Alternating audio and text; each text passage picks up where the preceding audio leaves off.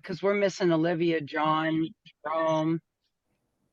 Okay. Well, good evening, everybody. My name is Robert Shields. I'm the executive director of a nonprofit called the Alliance for Reason and Knowledge, and we've gathered here with a few friends to talk about how we might be able to advance solar, clean energy, and regenerative economy in Alaska.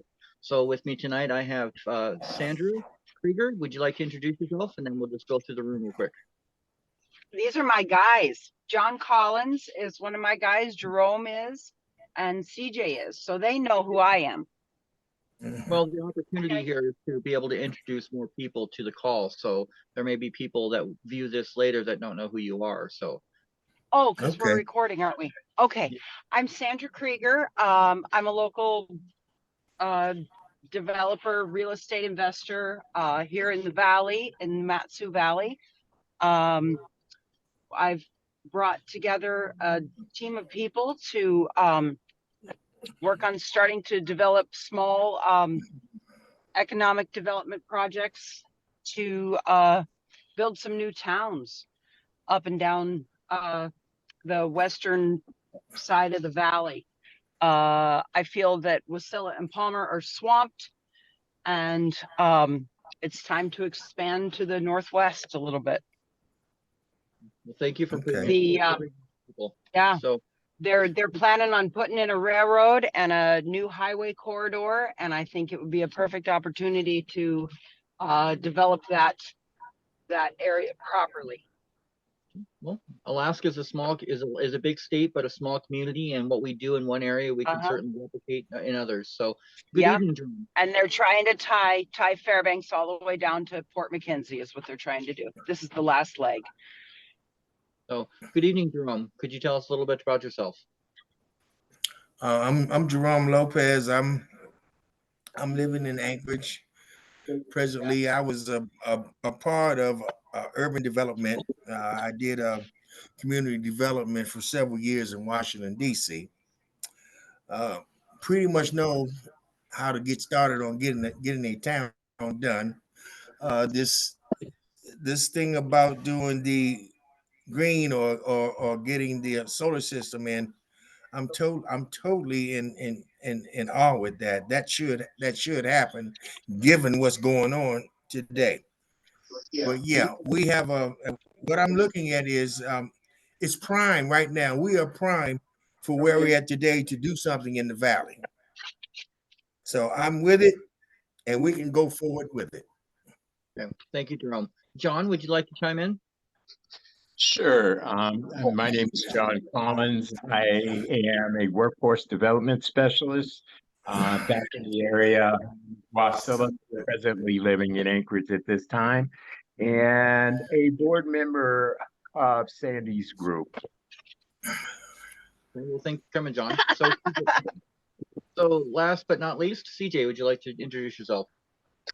Yes, I am a current state admin, and I am a former mechanical engineer. I still do a lot of that as well, and I have a lot of experience, 10 years up the North Slope doing construction projects of various sizes.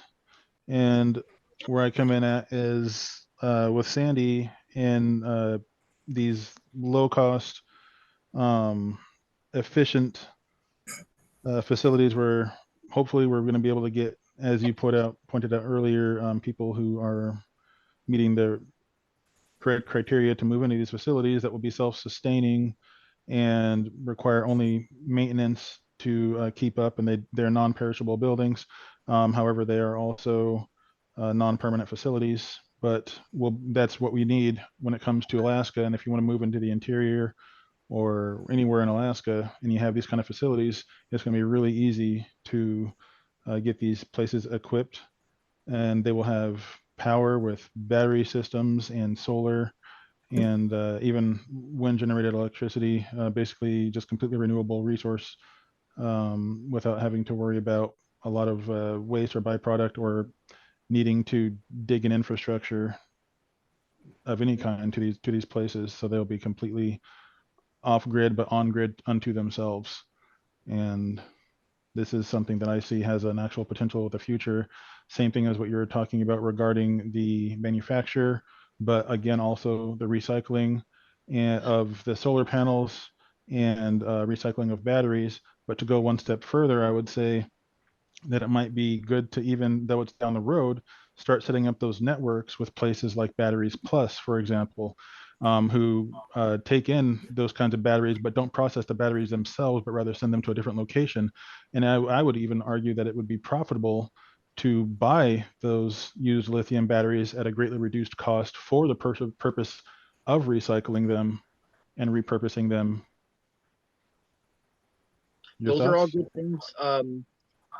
Batteries have a lot of challenges because of their environmental impact. So carefully planning them well, it's going to take a lot of planning. But so for the audience, this is a follow-up to a conversation that we had last Wednesday with Nathan McCarthy on Solar on Earth, who presented to us how his use of a power purchase agreement, commonly known as a PPA, has been successfully used in many locations across the United States to outfit solar on schools as a way to reduce the operating cost, create job training programs for the students, but in several cases that I shared in the video, actually offer opportunities for teachers to earn greater wages, which, as we heard on the news tonight, is a key to retainment. So over this last year, as a result of work I've been doing for the last 7 years, this year alone, I have been presented with at least 3 different options and opportunities for at least $5 billion worth of investment to come into Alaska.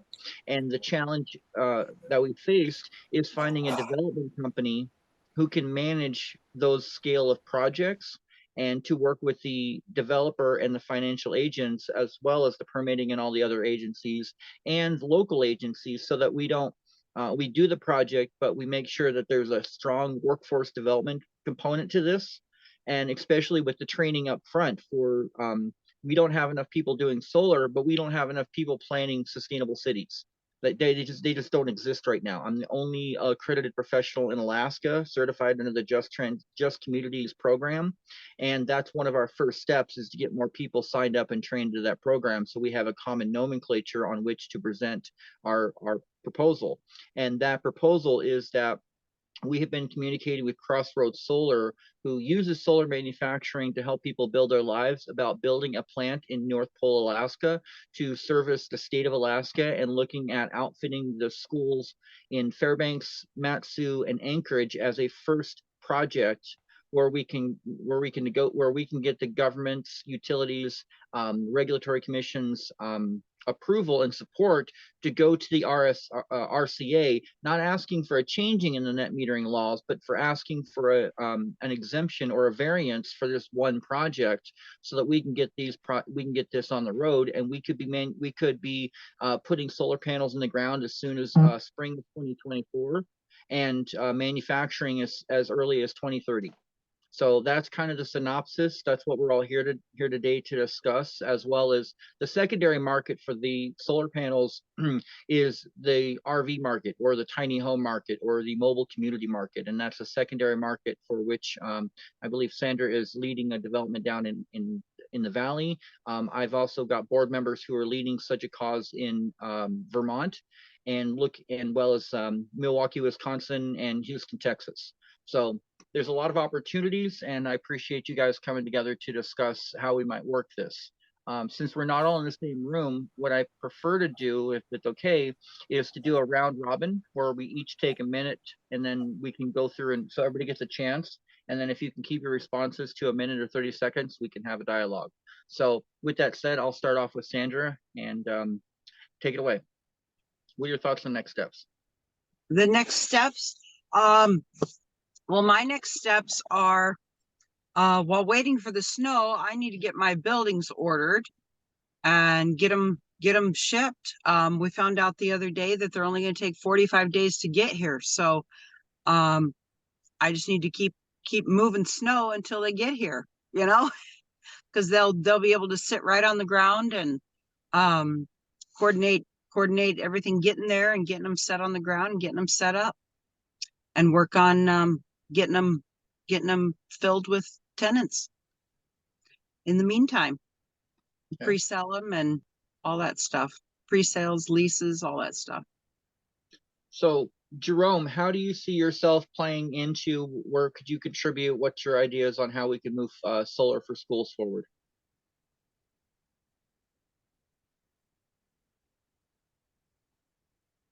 You're muted.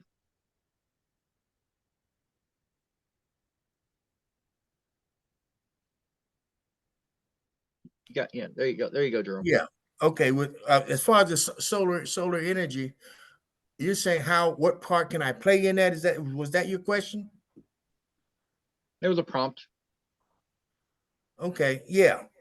I'm actually looking at and advocating, and even doing something with the political part of this, and advocating that solar energy can push for the development that we're doing with Sandy, and letting that be and these days in time, from what I've been seeing, uh, people like self-sustaining stuff, and it's catching on real well. And that's what I would like to advocate.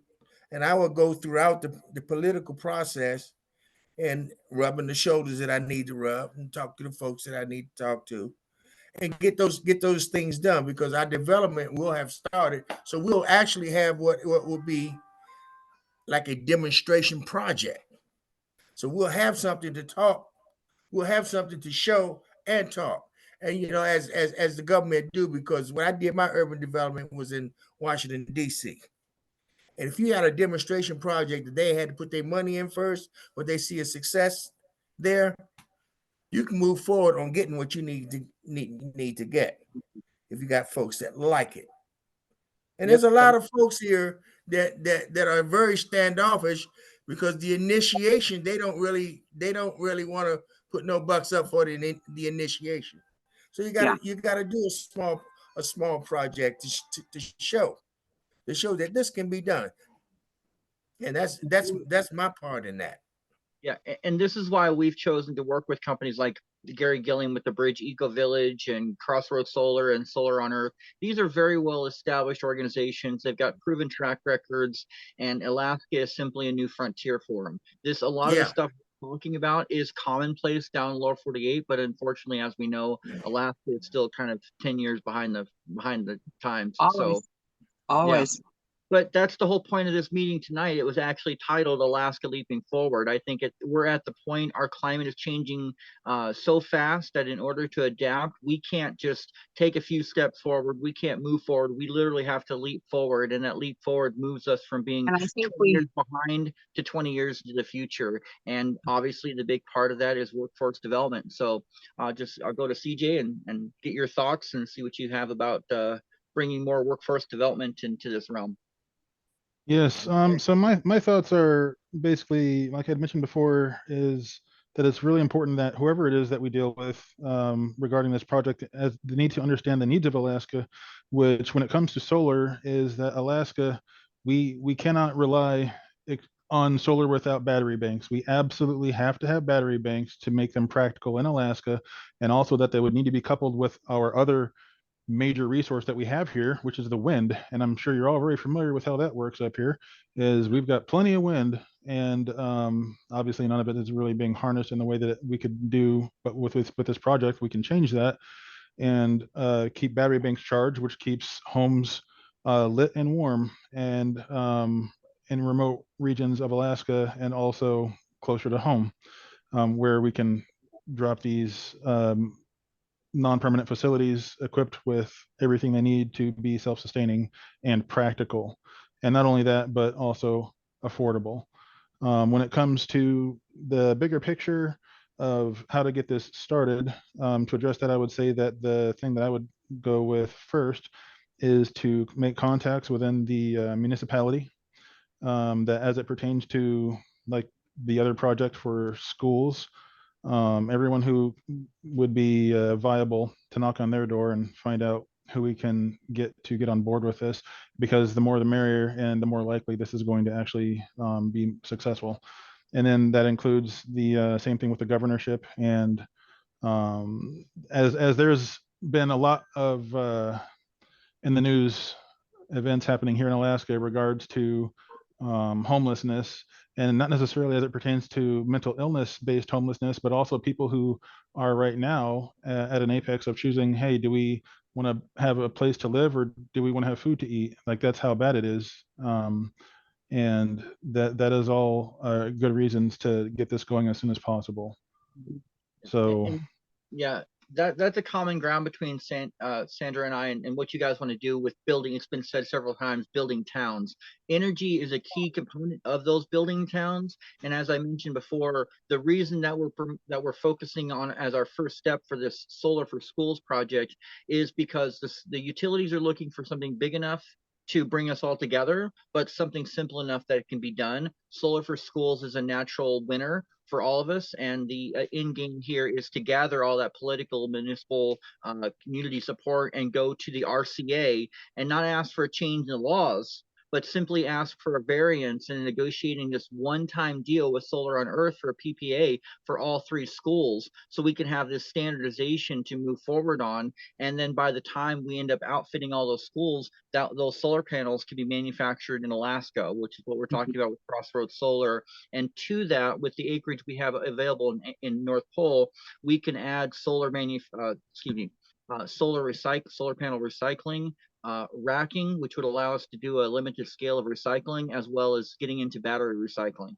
As I mentioned, batteries have a huge environmental input, so that's going to take a while to work out. But I agree that especially being able to keep the Alaska's current, that to be able to address the Alaskan market, we definitely need storage options. And having a campus facility that allows us to do that is the precept to being able to build small to upgrade our towns, upgrade our grid, and eventually build new towns, which is where there's billions of dollars being placed right now all over the country. We're just missing out because we're not organized to go after the funds, and that's what we're trying to fix tonight. So I will go How much next. have you talked to the state about this CPACE program? Commercial. Well, we're not looking at commercial property access clean energy. We're talking industrial scale, utility scale when we talk about the schools. So it's like the net metering laws for Alaska are capped at 100 kW, and we're looking at a minimum of 250 kW per school.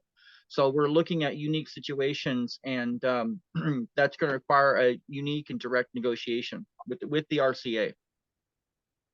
Okay, so you're saying CPACE is only for residential use? Pretty much is who they're going after? PACE, property access clean energy, is a residential means of upgrading, doing energy efficiency and renewables for your property and tying the payments into your property taxes. CPACE is the same program for commercial entities. We're talking about utility and industrial scale. So that's like the next level up. But it's that scale that allows us to drive the need for manufacturing, which is our in-game goal.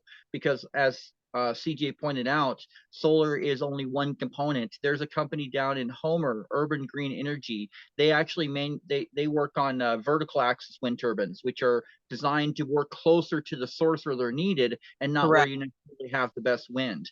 And if we're able to get into 3D printing and carbon fiber manufacturing, then we'll be able to manufacture all types of things. But that's getting a little ahead of ourselves right now. We're just trying to organize this first project to kind of kick everything off, and having the Valley and Anchorage and Fairbanks all together is a big part of that. So before we go on to the next section, I want to make sure that that CJ has a chance to add his 2 cents here too. So what are your thoughts on moving forward and what I'd like to add? yeah, I like that you mentioned the vertical windmills. I have had some extensive conversations with Sandy about this as well. So I'm sure her eyes lit up when you said that. In agreement on that one. But the Alaska Housing Finance Corporation, which does the loans and also grants for homeless housing developments, has anyone knocked on their door? Because No, they're being rather difficult. yeah, I think I've been focusing on private equity development, like for this solar project and for this solar manufacturing plant. I have one investor who's willing to turnkey it, just for the simplicity of getting it done. Is that for 100%? Yes, grants are great. Grants are great, but they're competitive. I had a lady work for over a year on a lady for $1,000 grant to get a greenhouse upgrade. She's still waiting for the money. So that's why we feel that there's some roles the government can play in grants and some of this stuff, but for the most practical purposes, and especially when we're trying to represent that this is not just green for goodness sake, it's green because it saves money. It's dollars that make sense. And I think that's what sells this stuff, and that's what we're willing. All the other stuff is just the fringe benefits. Okay, I have a little bit to add to what I was previously stating. Is along with that, once this is all funded, you said 100%, and I'm assuming, is that only for the solar battery plant aspect of it, or does it also include anything to do with housing?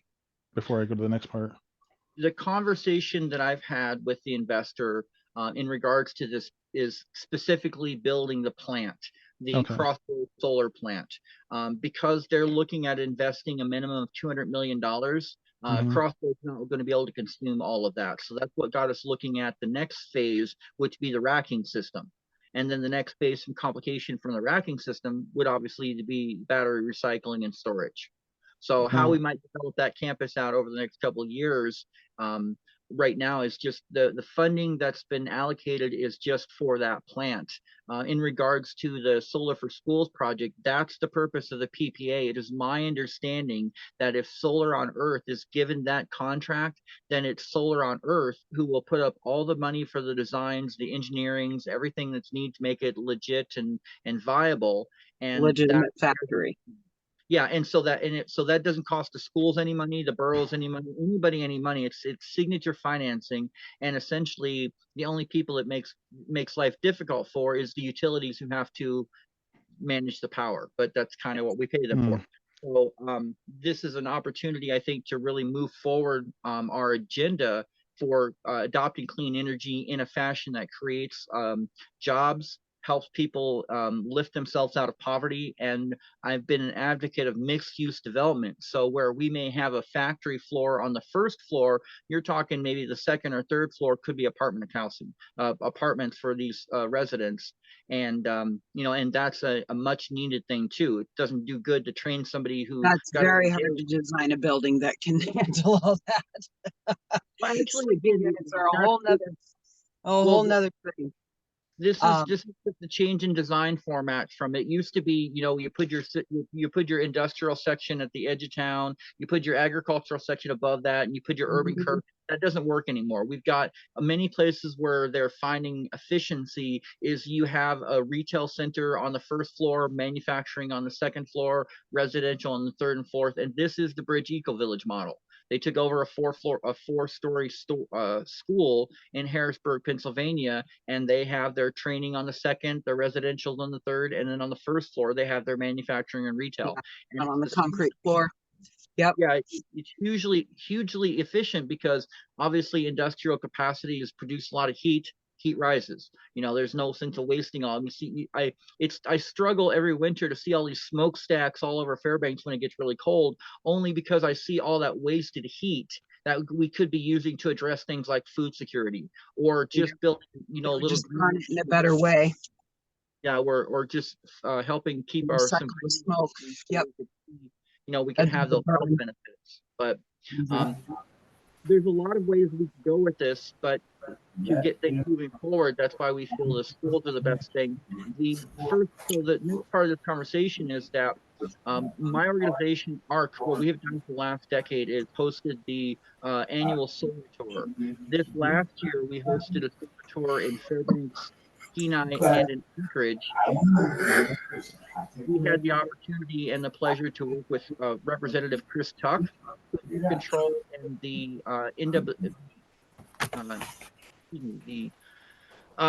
IBEW in Anchorage, who hosted the solar tour, and they put on a solar training for people to understand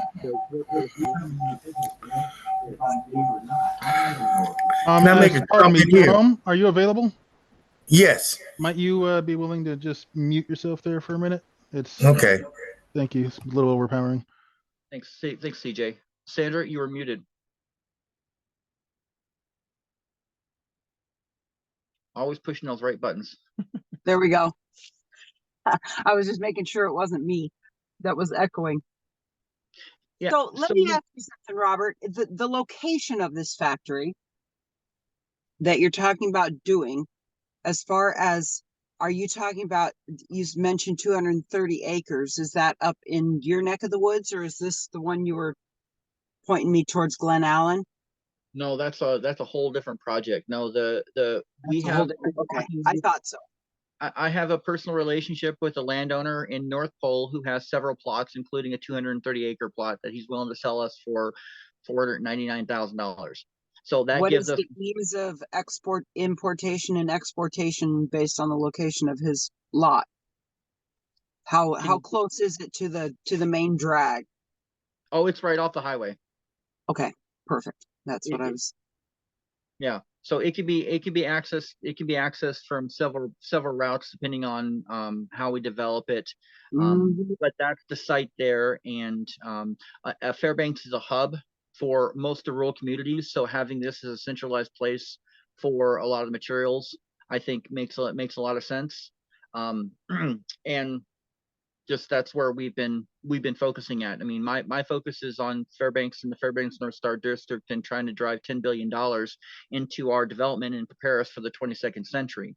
And we recognize that the best way to do that is to share that wealth with Anchorage and Wasilla. So Sandra, thank you for bringing Wasilla and Matsu into this conversation. Yeah, Matsu is fresh for the picking. You don't have to. That's the thing. The infrastructure isn't even built. It's fabulous. It's just bare land. They're just waiting for somebody to say, "This is what I'm building," and take it and run with it. We've got, why I ask is a lot of, what am I trying to get at? There's a lot of land. There's a lot of land between Fairbanks and the ocean, right? To get it on a ship, to get stuff on a barge. Are you wanting to be able to ship these panels, or is it all going to be used in Alaska? No, we're focusing on meeting Alaska's needs with Alaskan resources. I mean, what we'd like to see is mining the landfills for those resources, but that's a step down the road. CJ, I see you got your hand up there. Yeah, so appreciate that.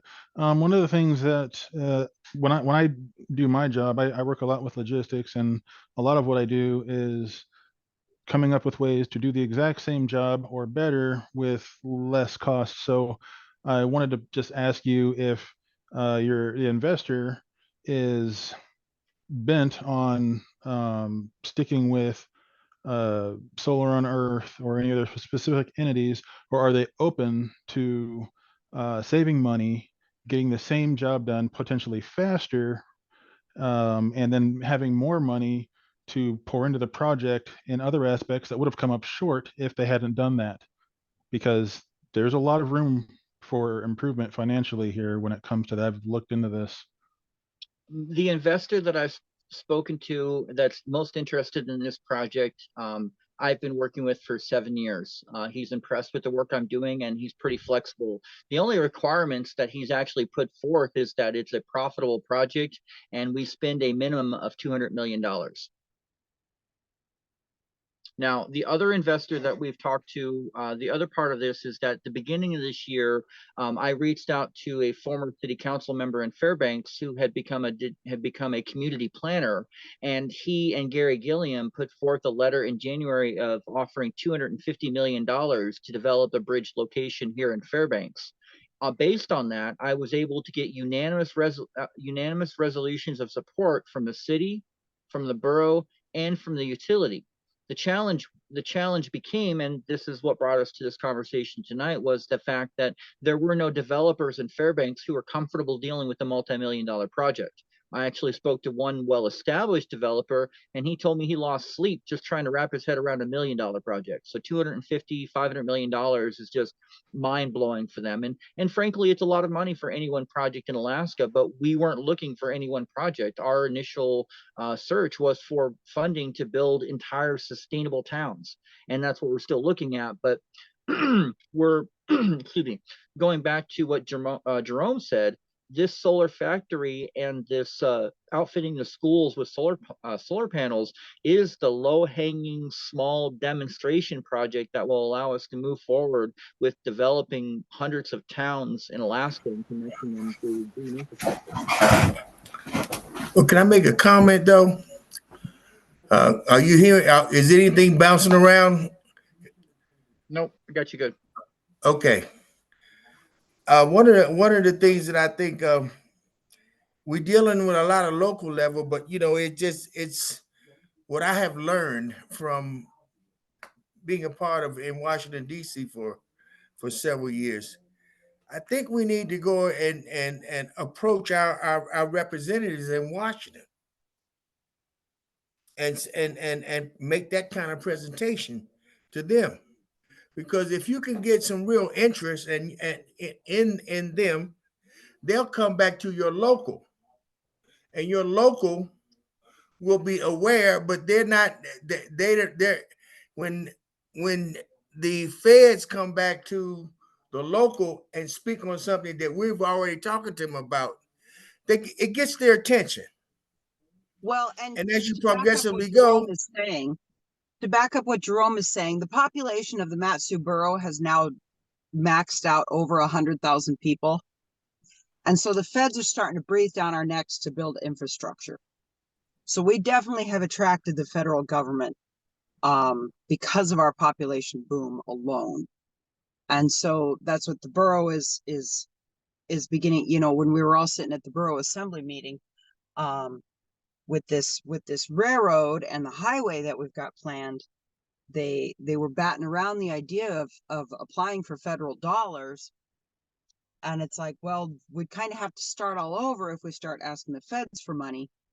But that doesn't mean that the feds aren't interested in Alaska and Alaska's infrastructure. It's just maybe just not for this project. So yes, I agree. We should probably notify some of the federal government entities also about the growth potential around here.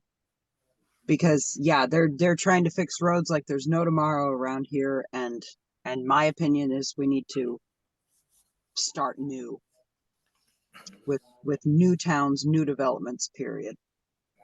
well, I can say this. What they like. They like putting a feather in their hat. What I mean by that is they like that if you bring to them some type of project that they like that makes them look good to all the other reps, they will go with you. And looking at where we're at, see, the federal dollars is doing the highway and the railroad. So we just somewhat need to come up with something That's all showing state that you're money. spending this on That's this. all state and local money. It's all state and local. It's between the railroad, DOT, and the borough. That's right. borough Yeah, easement. Alaska got a different railroad thing going on. That is true. But still, yeah, we need to bring that to. What is Pelosi and the other lady? I mean, we need to approach them. Well, Because they're probably looking for some things. I mean, they're advocating, and especially the feds really are looking, because this is something that a project that we were working on, and just seeing what the feds are going for in Alaska. Right. And there's so much money out here in Alaska. We just got to make a representative and see what they like. We got to meet with them. That's all. I mean, because it's important, and they will meet with us because they Yes, the federal represent government us. loves Alaska. They love Yeah. Alaska. We're number 2 resource, money making opportunity for them. They love us. so CJ, I Yeah. see you patiently had your hand up.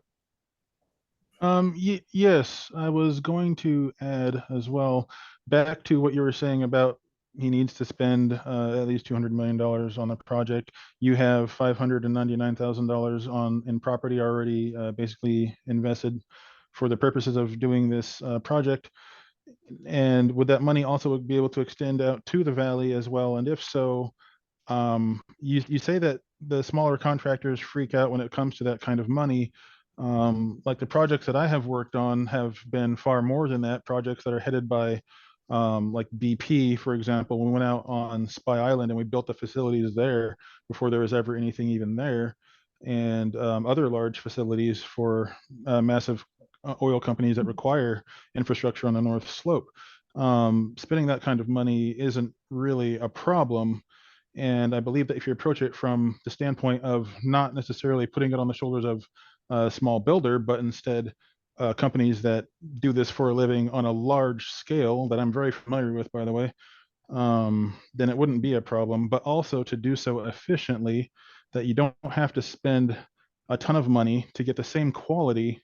Where if you wanted to make a field, for example, if I were going to do it, I would not use any monocrystalline at all. I would use completely bifacial solar panels, and I would establish multiple battery bank facilities that they come with all the inverters installed, all of the batteries, and they use passive and active cooling systems. And if you have enough of those together, and by the way, the infrastructure, of course, also has to be there, because I will say you don't want to have a bridge to nowhere when it comes to solar. You want to have somewhere that this power is going to go, it's going to be used, and it's not going to be controversial. So that is where the facilities come in, like what Sandy is talking about, that are, again, they're also low cost, but they're high quality. And the same thing can be done with the solar panels, because solar panels require a form of architecture that can hold them. They need to be able to be tilted up. And because if you're using bifacials, you want to be able to have environmentally friendly but efficient ground, so that you're getting a lot of that light returned, so reflective surfaces, to make these more efficient. And all of this can be done at a low cost that works in Alaska with our infrastructure, with our weather and our temperatures, and coupled with wind. And you'd be able to spend that money far more efficiently, I believe, if you went that route, than if you handed it to someone and said, hey, do this and wait and see what happens.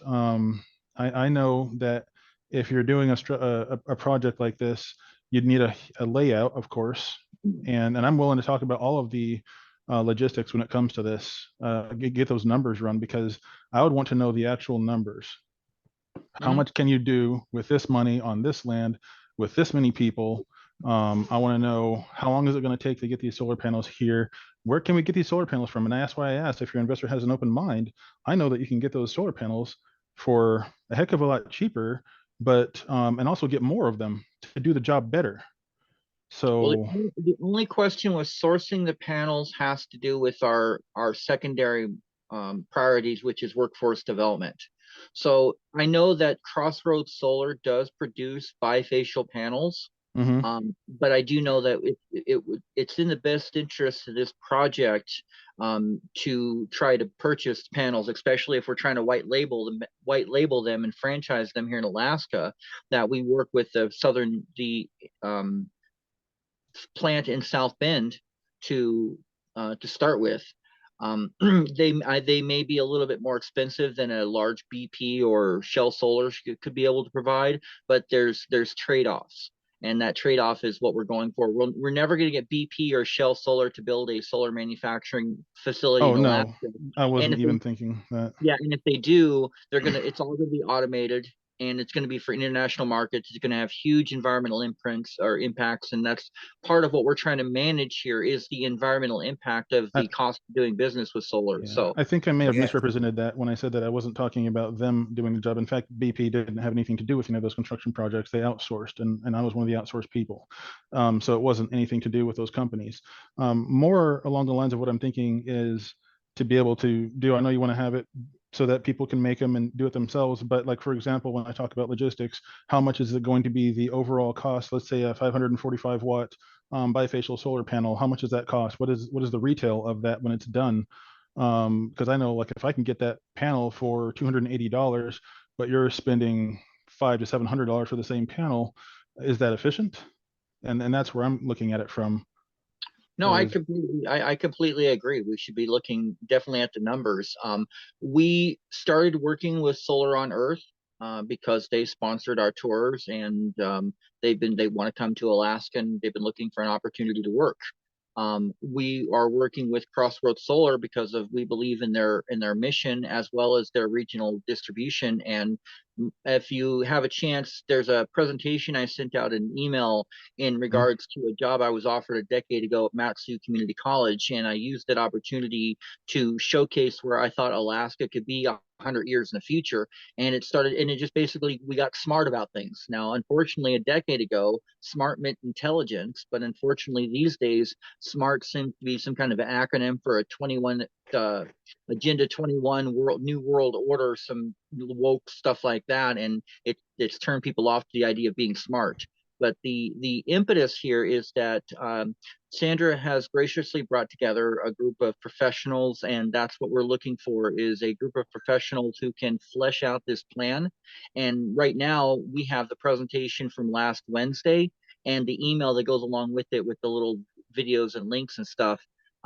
We can either use that to start getting out, start building a coalition. We have a Facebook page called the NEDD.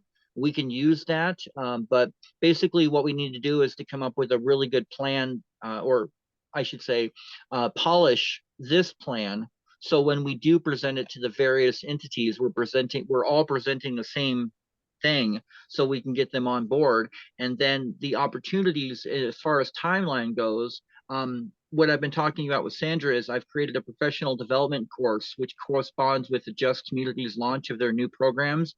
That's going to be on Martin Luther King Day, and we can ride that wave all the way through Earth Day in using our Regenerative Planet Summit to highlight and discuss these in more details. And yes, we can bring other investors up. We can bring other procurement specialists up. There's a lot of stuff we can do. The challenge is, what are we going to do? Making those decisions and moving forward with them as a group. So I'm grateful for the board I have of individuals who are supportive of the efforts. But for this kind of project, I'm struggling to find a professional development team who can flesh this out, move it forward, and make it happen. And that's why I'm grateful for Sandra bringing this all together. And then to answer your last question there, CJ, the investors I've spoken to have demonstrated that there's money out there. The specific investors I've spoken to, Ali, Mark, and Josh from Captiva Development, they're flexible and open to negotiations. My challenge, and again, what brings us here tonight, is to get them a plan that they can work on. Ali, he was willing to leave his mother's hospital room and talk to the borough mayor. And I set all that stuff up only to have the borough mayor cancel the meeting 15 minutes beforehand. So it's been dealing with these political challenges, which is why we feel like the best approach to deal with one utility is to deal with them all. So we have that leverage, and the leverage of manufacturing, the leverage of workforce development, as well as the leverage of creating a simple PPA. The problem with going after individual or going after bids and stuff like that is someone has to generate that bid, and at least the borough up here has been resistant to actually putting someone on the job of writing an RFP for something this comprehensive.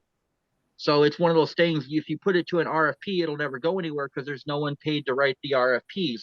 This PPA with Solar on Earth is a simple, straightforward solution, and as cut and dry as we can make it. We start bringing in other people for other projects. We're talking 2026, 27, 30, 35. So that was the reason that I chose to go down the route I have. And CJ, back to you. Yeah, so I understand the reasoning for doing that. I will say along those lines as well, when it comes to the PPA, et cetera, if the loyalty, of course, should always be with the primary concern, which is getting this done. And regardless of who knocks on the door first, I do think that for me, it comes back to efficiency. And I already know that the money, you said the money is there. If the money is there, then as far as I'm concerned, this is something that could just be starting to get done as soon as the ground is thawed. There's no reason to delay.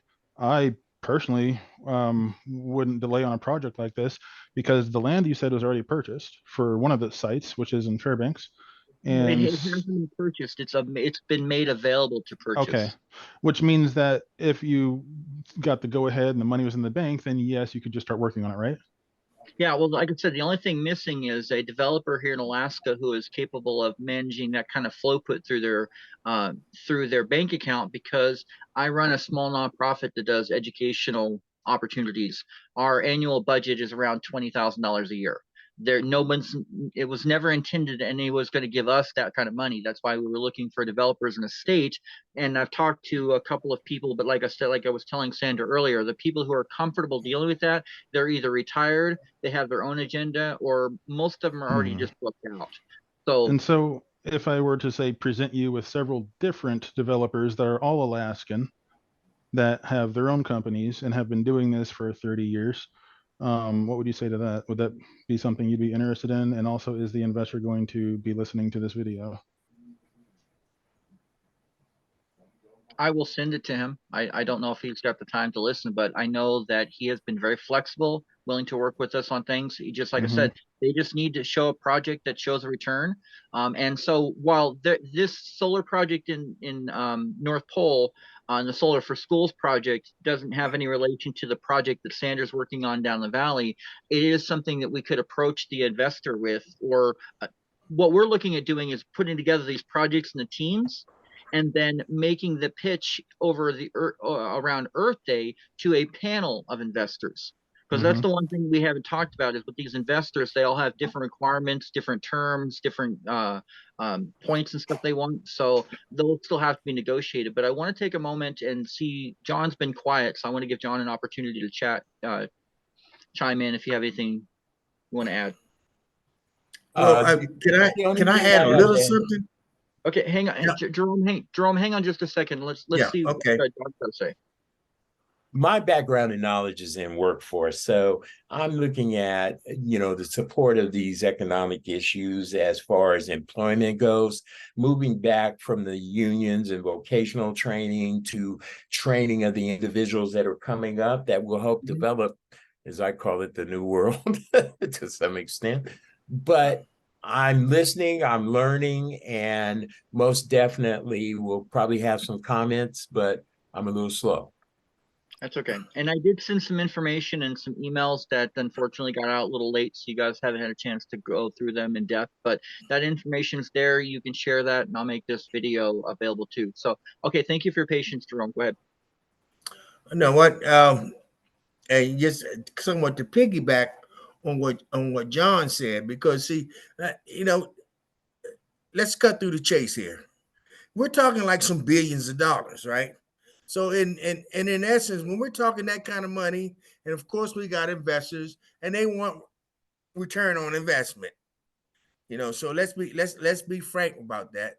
So in order for us to get our political people involved, and I mean those that which is our Congress and Senate people, the people that we have representing Alaska.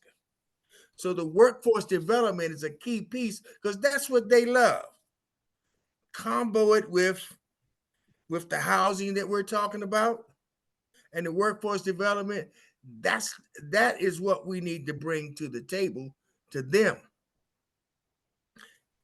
Them liking that, they will go to the local, because it's like, from what we've been talking about, we can't get past local. We got the investors, they like it. We need to get the folks up top to like it. The SBA would love to get into this. Okay. But we're gonna need Pelosi and that other lady to help us with that. But they would love to do what we're talking about. Right. They're open for this. What we're trying to prove is that we're providing jobs, and the economic development portion of this whole thing. Right. And it's like we need to come up with more ideas, not just a solar panel factory, but also a lithium recycling plant, also a 3D printing factory, also a more factory type jobs that that our world is losing very quickly. Just job job force development is huge. And that's kind of the problem that we're trying to solve is, People friendly is what we're talking about. yeah, If I may chime in as well, just to add on to that, part of this that can also help benefit this entire program is to tie this into some form of scholarship program. You're talking about using these on schools, and if there was some kind of scholarship program that kids are going to be the future, they're learning about all of this technology as it develops, and and it's that's going where to be we their put college future. in. Yeah, Yeah. and we have one of the affiliates we have is with a company called Heat Spring Learning Institute, and they offer a variety of online classes for everything from solar design to net zero, and it's all about helping these things. Now, solar is pretty much plug and play. And so I think there's a huge opportunities, not just for random students to be involved in manufacturing, but we could actually work with the schools to have the students designing and working with the electrical Oh, yeah. company exactly what kind of panels go on the roof. And to some degree, students can be involved in some of the installation and manufacturing. It's not that complicated if the proper procedures are taken in. And I think that would be really, really a great anchor to the fact Exactly. that the kids are involved in, I mean, being able to show your kids, I put the solar panels on the schools you're now going to. So I want to acknowledge that it's the top of the hour. I do appreciate everybody being here. I didn't think that we were going to solve all our problems in one night, but it's a good start. And then I also want to give a moment to recognize Suni and welcome you to our call tonight. Thank you very much. I appreciate being here. I actually have been listening to a lot of this, but I just couldn't figure out how to finish the connection. So I appreciate all of the comments that were made, especially when it comes to education. I agree with so much of what you said about the need is so great. So I just want, this is my last hurrah, and I just want to let it be something that, like you said, will train the ones that train the ones. So that's where I'm after. Okay. Well, I appreciate you joining us tonight, and we'll be definitely having more conversations, but I'll turn this back to Sandra. What are your thoughts? What steps would you like to take with your team, and how would you like to move this forward on your end? We are full steam ahead as far as I'm concerned until the ground thaws, and we'll get open as many projects as we possibly can between now and the end of May. We've got 3 projects we're working on, and so they're coming together slowly but surely, but they're going to be great models for exactly, we seem to be trying to prove the same point, you and I, Robert, that workforce and economic development is going to be key to sustaining Alaska and our population, because that's always what happens is we go through these booms and then everybody leaves. Mm-hmm. And if we could supply enough jobs, then people wouldn't have to leave. Well, I can do you one better, because I believe if we're not heavily investing in education, that there's no point in investing in anything else. And the whole point of doing all this stuff is that you know what Job Corps is. Well, I can see Alaska becoming the whole state of Alaska, our economy being driven as a major Job Corps, bringing people from all over the world to train in resilience and permaculture, and then sending them home to do the same in their places. And I think that could provide us with a stable economic system that heals and enhances the earth, rather than what we're doing now, which just rapidly consumes it. So Right. this lifestyle and this way of doing things, it has gotten us where we are, and we acknowledge and appreciate it, but we also acknowledge it's not going to get us where we need to go, and we need to have to be thinking in a new direction and at new scales. And that scale is not bigger, bigger, bigger. It's regional. Small is beautiful. How do we meet local needs with local resources, which reduce the environmental impact, plus multiplying the opportunities for individuals to meet their basic needs. The more people who have their basic needs met, the less taxes we have to pay for prisons, social security systems, and all of those kind of things. So there's nothing that I have a in the way. question for you, Robert. Yes, ma'am. Where would you get the lexicon that you're speaking of? Is the content is absolutely accurate. Where did you get that? The last 22 years of dedication and self-sacrifice. I No, was no, no, studying. no, I'm just saying, no, because we need to share it with others, Oh, just the way you said it. so so the Partnership for Southern Equity has a program called Just Communities, and I've been working with them, and I'm the only AP in Alaska. So that's part of what I've been trying to talk to Sandra about, is that I created a small class based on their modules, which is like 8 to 10 hours worth of training. It's self-guided. Who's that train? Okay, Robert, who's that training for? You created a class. Who was the train? Who's the audience of the training? Well, it's designed for decision makers and politicians to understand how environmentalism is a profitable venture, and how investing in the planet is actually good for the people, rather than what we do now and having this divide between our economy and our environment. Our whole thing is that Okay. we can turn that divide into a multiplier. The Just Communities framework offers that lexicon and that common that Yes, common nomenclature, so we can all be yes, having the same conversation, which is that is correct. and That that's where shared mental model. and And that's we're where I such would a like to end. subsistent state that it just makes sense, you know? Yeah. And that is where I would like to end, is inviting you all to be part of this first class with Gary and some of these other people who are fleshing out a program specifically for Alaska and for these professionals, and ties in and allows us to be able to make an announcement on the 15th, which is Martin Luther King Day, about how we are all ready to become professionals and bring this kind of stuff to Alaska, and just keep it all mainstreamed. And then we can move from there to Earth Day, and from Earth Day to the solar tours in the fall. There's our Juneteenth.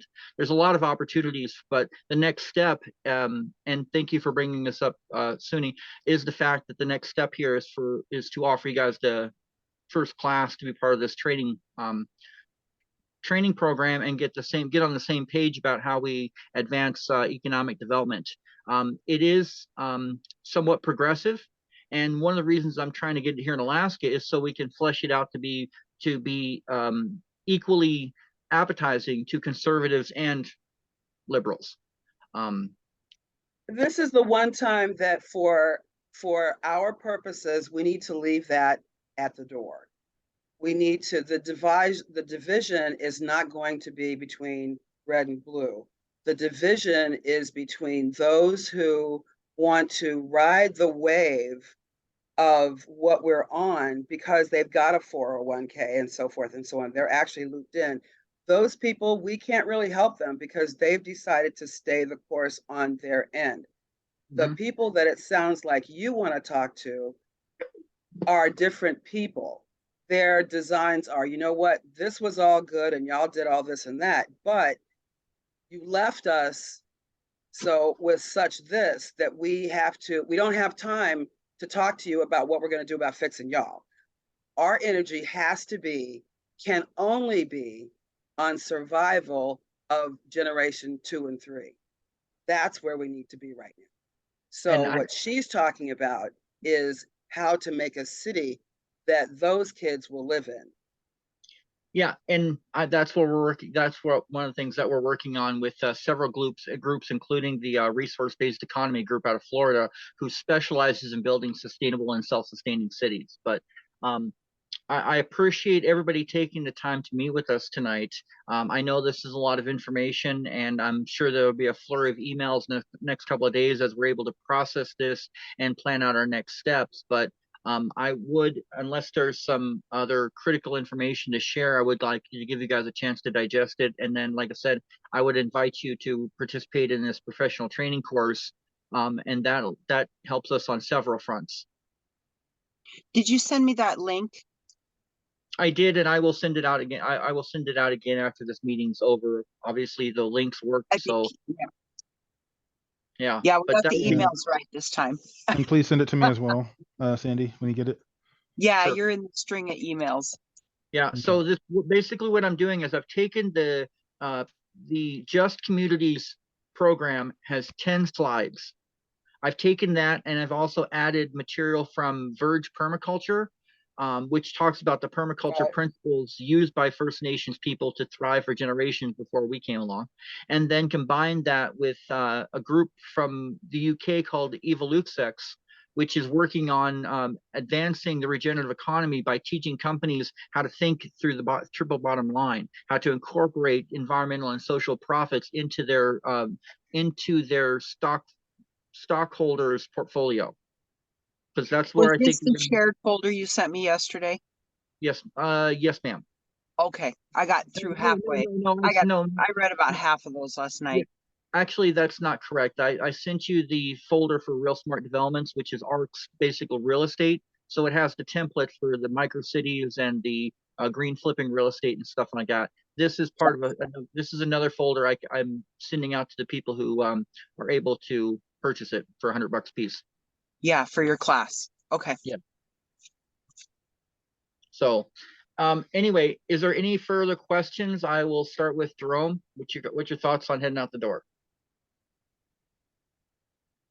I mean, my thoughts is basically on, we're going in a very good direction, but we're gonna have to get someone. We're gonna have to, we have these Indian corporations too, and as far they're politically strong with your Congress and your Senate people from Alaska.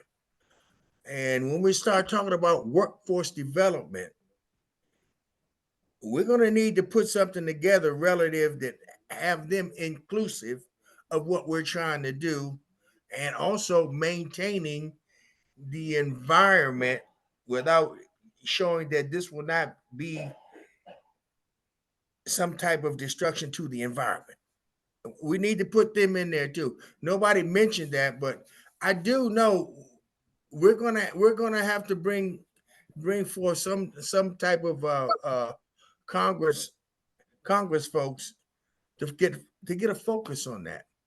To get a focus on that. And the workforce development is really good and key, because that's why they're in there, because they develop, create jobs and do infrastructure for the people. Mm-hmm. So we got to make it, we got to make it like that, and we got to get someone that will get those appointments. And when we put together what our presentations is to them, we'll be, we'll get that, because that's what they want. All the powers that be are focused on the northwest of this state right now. Yeah. So, that's going to be a hard battle to keep them focused on Fairbanks to Anchorage, even down to the peninsula. They want to do the northwest, and I have a friend in Constable, and we're working on a floating city project up there. So maybe we can help cool. bring that into focus. But so CJ, would you like to add anything as we close up and head out the door? Yeah, I really like the idea of flotilla cities. I've been looking into those for years as well. That's pretty awesome. But no, I just think that it'd be pretty wise to keep an open mind to a lot of other options until everything is actually physically moving ahead, not just verbally. And I wouldn't get married to any ideas early on. I would just keep an open mind about other potential aspects that can help this project down the road. And that's for any and all of the projects that have been mentioned so far. Agreed. Yeah. I work with the straw man philosophy, and in building a straw man, one of the things you have to realize is that it gets put together and taken apart and put together and taken apart many times before you come out to a final flesh. So, John, would you like to add anything as we close up or head out the door?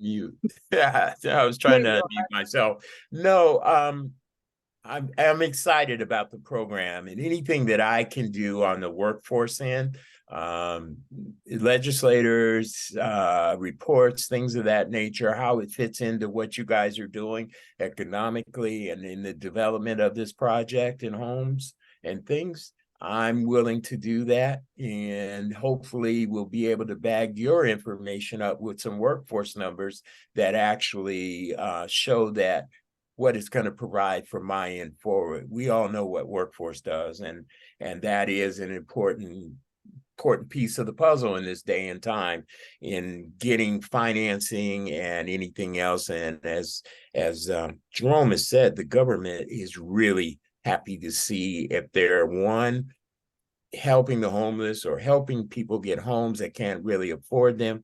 Two, helping them in that workforce area so they have numbers, as we have seen over the past week when the numbers came out of how many people are actually working. My goal is career pathways for those that are not necessarily college graduates, but have the ability to move forward and really create careers so that they're able to afford the homes that would be offered to them. So that's my 2.5 cents. If there's anything else I can do or develop for you, please let me know. Well, thank you, John. And I will tell you the one number that I do know in regards to workforce development is that for every one job lost to the fossil fuel industries, 3 jobs are created in the clean industry. So, Suni, would you like to add anything in closing as we head out the door? Oh, not at all. I think you guys have done a wonderful job explaining it to each other, and I'd love to see more about what the overall look of the projects that you are putting together would be. So good for you. This is a great meeting, and I'm sorry I was at the tail end of it, but like I said, I was listening, and I really heard some fun, wonderful things that are very inspiring to me as well.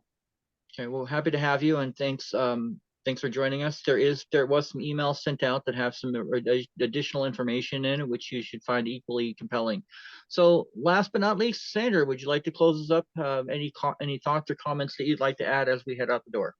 I'm good. I'm glad everybody was able to make it tonight, and I say we full steam ahead. And Hear, hear. yeah, I say we break ground. That's what I do for Everywhere. Okay, I get it built. so Yes, okay. you do. Yes, you do. So specifically regarding your projects in the valley, Sandra, do you have a price tag for what all those would be?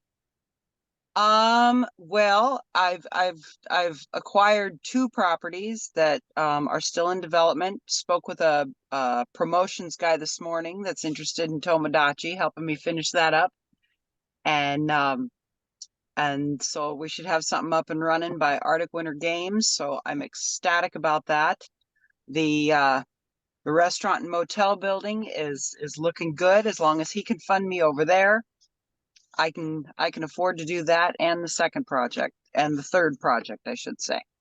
Okay, well, So the reason I asked is because I very much appreciate you taking the time to draw from your professional colleagues to make this happen and help us through this challenge. So if you do have projects or a portfolio of projects that exceed $200 million, what I can do is I can set a meeting with the investors, and you can share that information with them. I can't speak for I them. would say if they're looking at those kind of numbers, how many, do they need to spend that kind of money on one project?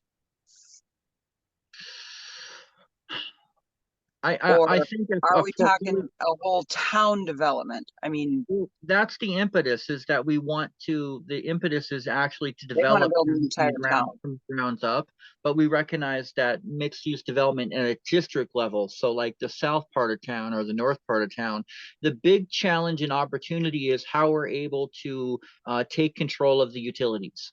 Controlling the utilities is how we achieve our major efficiencies, and where most of the profits are. Most of the profits coming from these projects are simply in how much we're wasting, and they're looking for anywhere from 8 to 12%, which is higher than you're going to get from like a loan or something like that, but it's also quicker.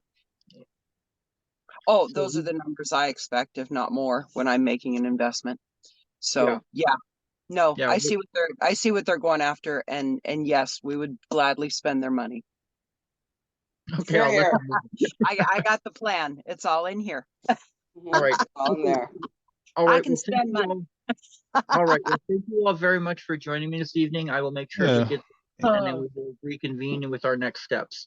And would you All right, send out thank you. information about your flotilla? I love that kind of stuff. As a mechanical engineer, I'm really fascinated by that. So if you would, You be and able I to will do talk that? about chinampas later. Yeah, and CJ, are you on Facebook at all? I am. You can Google me, Carlos Owens. I'm. Some of my projects have been somewhat prominent. So, I was going to suggest that you could simply Google the Conceview Rising project, and that will give you the information that we've been hosting the information for the project we're proposing in Conceview, basically to build a floating city that will hold. There's 3,000 people live in Conceview, and they live on a sandbar. And like all the other villages, they're going to have to move eventually. And we're proposing. We've been in contact with the Seasteading Institute and some other organizations, and believe that a better solution for them and other folks is to drive these kind of investments that we have available into basically building a city that floats. I think that'd be amazing. That would be. CJ likes to build boats. Well, do. I'm happy that this is something that I think is critical, not only for Conceview, for all of our coastal communities all across the world. And so it's just like many of these projects, it's a project that's time has come. But we could spend the rest of the evening discussing all this stuff. So True. All right. Thank you for your time. Really appreciate you. Yeah, Suni, was there something else you wanted to add, or? No, have a wonderful holiday if I don't see you again. Okay, well, thank you guys very much for all your help and time. Okay. I'll get that information out to you. Thank you. Good night, Good night, everybody. everyone. Good night, everyone. Good night and thank you.